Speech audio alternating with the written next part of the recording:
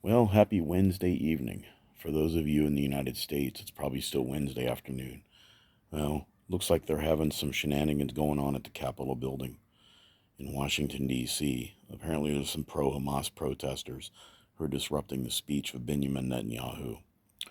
Um, it's interesting you had some leftists who are boycotting his speech, but you also have Thomas Massey, who's a Republican from Kentucky. He's not going to attend either.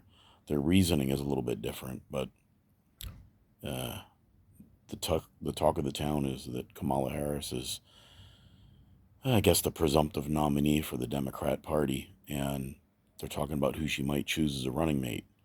I think Josh Shapiro, the governor of Pennsylvania, would be a very powerful choice. I think that Donald Trump screwed up bigly by not choosing Tulsi Gabbard, but he chose J.D. Vance. Not that Vance is a bad pick, but he doesn't bring anything new to the party. He's not going to really help with the swing states. But if Kamala chose Josh Shapiro and ran against Trump and Vance, that'd be a pretty interesting tight race there. Um, we know Kamala sometimes doesn't seem to be the sharpest knife in the drawer, but I'll tell you what, she knows how to work a crowd. Um, anyway, we live in some very interesting times. The Democrat convention is next month in August up in Chicago, and we have the national election is only in about 100 days. Now, that doesn't seem very far away, a little over 3 months, but politically, that's an eternity away. There's a lot that can happen.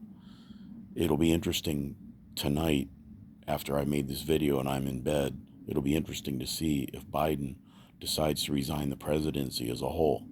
That would end up putting Kamala Harris immediately into the Oval Office, and because the Constitution is set up that way, if the president resigns, the vice president takes office. Um, then they would really have some crazy things to handle at their convention. But that's up to them to handle that. We live in some crazy times. But anyway, I'm just chilling out. My cat says hello. One of my cats, the other one's in the house. So, everybody, have a good night. And just make sure you're keeping some records of stuff that happens, because historians 50 years from now are going to look back at us and think we were nuts.